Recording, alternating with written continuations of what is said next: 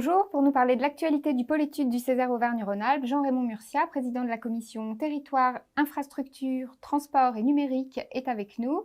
Jean-Raymond Murcia, bonjour. Bonjour. Alors, est-ce que vous pouvez, pour commencer, nous parler un petit peu de la façon que vous avez eu de travailler au sein de cette commission? Quand on s'est réunis la première fois, on a décidé tous ensemble de traiter des sujets, donc on s'est interrogé comment on allait travailler. Donc moi j'ai souhaité que les conseillers qui viennent de plusieurs territoires différents, on les associe à nos travaux. C'est comme ça qu'est venue l'idée. Avant de choisir le sujet, on a voulu qu'ils soient acteurs de notre commission. Et c'est ce qui vous a amené au choix notamment d'un sujet sur les territoires. Alors, sur les territoires, quand on a commencé à parler de la diversité territoriale, c'est justement parce qu'ils venaient de territoires différents. Donc, on a demandé à des conseillers de nous donner des entrées avec les contacts qu'ils ont.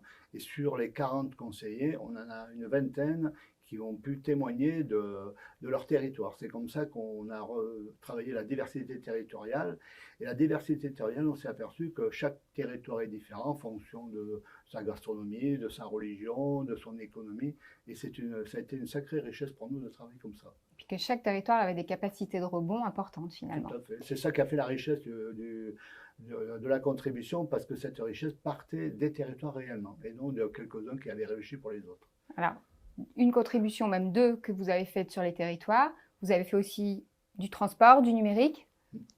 Alors sur le transport, on a travaillé beaucoup avec le fleuve. C'est cette question parce que on s'est dit, on a un fleuve devant nous, qu'est-ce que le Rhône, c'est quoi? Donc on a fait une visite de Port-Édouard-Herriot et on s'est aperçu que ce port était très vivant. Donc on s'est interrogé comment on pouvait travailler sur le fret fluvial. Et on s'est dit, ce fleuve, il appartient pas qu'au Rhône, il appartient à la Bourgogne et à PACA. Donc on a décidé de travailler avec les trois Césaires en tout sur ce dossier-là. Un petit peu Occitanie aussi. Oui, on a oublié l'Occitanie, et l'Occitanie c'est important parce qu'il y a le port de Sète qui est aussi important que le port d'Édouard-Herriot. Alors vous n'avez pas épuisé le sujet du fleuve dans ce travail, vous avez fait que sur certains points en fait, vous n'avez abordé que certains points? Alors on a abordé que le fret, évidemment, sur les ports et le fleuve le Rhône, mais je pense que s'il y avait une nouvelle contribution, on pourrait travailler sur le fleuve, toujours le Rhône. C'est un sujet passionnant qui me tient beaucoup à cœur, parce que le fleuve, c'est la vie de tous les jours, c'est l'eau, c'est l'irrigation, c'est aussi la formation, parce que par exemple sur un fleuve, il faut des bateaux, il faut des bateliers. Pour avoir des bateliers, il faut des formations. Et à Montélimar, il y a une école de formation qui travaille sur ce dossier, et c'est très important pour nous. D'accord, donc le transport, le numérique aussi, vous avez fait, je crois, 2 contributions sur le numérique. Alors le numérique, c'est aussi parce qu'on s'est aperçu qu'il y avait un travail qui avait été fait, mais incomplet, donc on s'est dit on va travailler le numérique. Voilà. Et donc on a travaillé d'abord sur les usagers, les usagers, et après on a travaillé sur les entreprises. On a fait les deux différents. Mais sur le fond, aujourd'hui, on s'aperçoit que le numérique, c'est la vie, c'est comme le fleuve. Les gens qui viennent s'installer dans les villages ou dans les entreprises, la première question qu'ils posent, c'est est-ce qu'il y a du numérique? Et aujourd'hui, avec le télétravail, tout ça, le numérique est un enjeu très important pour la vie sociale. Donc en fait, vous avez aussi beaucoup fait œuvre de pédagogie, je crois, dans ce travail. Oui, parce que le Césaire, son rôle principal, c'est aussi d'être public, c'est-à-dire que les travaux qu'on fait, ils servent à d'autres. Et il est vrai que ça a été relayé par la région, par d'autres, et je trouve que pour nous, c'est flatteur quand il sort un peu de nos murs. C'est sûr. Et alors, peut-être votre petit coup de cœur parmi tous ces travaux, c'est lequel qui vous a le plus marqué? De tout ça, moi, je suis tombé amoureux du fleuve, et je pense que on n'a pas assez travaillé, mais c'est normal puisqu'on avait commencé par là. Mais je trouve que le fleuve, c'est une richesse importante au niveau de toutes les questions, irrigation, je redis, navigation, industrie. Je trouve que même nucléaire, barrage, tout ça, c'est un fleuve qui vaut le coup d'être travaillé, parce que le fleuve le Rhône, c'est quand même la vie de tous les jours.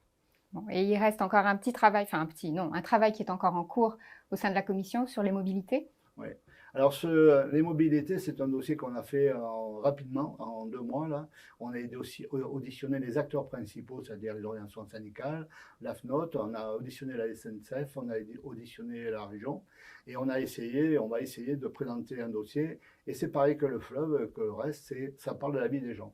Et je trouve qu'être au Césaire, en résumé, c'est que quand on s'intéresse à la question, on peut faire des rapports qui parlent de la vie des gens. Et c'est important qu'on parle de la vie des gens. Alors, vous aviez fait, je crois, aussi en préalable un rapport sur les mobilités dans les zones peu denses. Oui. Alors celui-là de rapport, il a été aussi important parce que, mine de rien, on parle toujours des métropoles, Saint-Étienne, Grenoble, Lyon, mais quand on est dans un petit village en Auvergne ou en Ardèche, le transport, c'est aussi un moyen de vivre avec d'autres, parce que comment on fait ses courses, comment on amène les enfants à l'école, comment on peut aller dans les magasins ou ailleurs. Et c'est vrai que ça a été un dossier très important parce que les zones peu denses, c'est jamais bien en débat. Et je trouve que c'est bien un sujet que dans le temps, il faudra qu'on s'en préoccupe. Et qui a été beaucoup repris, je crois, par le Conseil régional dans sa feuille de route sur Mais oui, tout à sur les fait. mobilités positives. Ouais. Très bien, peut-être avant de conclure, un conseil, un message à donner aux futurs membres de cette commission 4? Moi, traditionnellement, je ne suis pas donneur de leçons, donc je ne leur dirai pas ce qu'ils ont à faire. Mais moi, dans mon expérience, je pense que le plus important, c'est d'abord la bienveillance. Moi, c'est quelque chose qui me tient à cœur. On n'est pas tous d'accord sur tous les sujets, mais quand on sait s'écouter, on arrive à trouver un équilibre entre nous. Mais c'est vrai qu'avoir l'oreille attentive, à mon avis, c'est très important quand on préside ou on est dans une commission, parce que ils ont tous des choses à dire les uns des autres. Et c'est ces choses-là qu'il faut qu'on prenne en compte. Bon, c'est noté. On retrouve tous les rapports de la commission 4 sur le site internet du Césaire. Merci beaucoup, Jean-Raymond. Merci.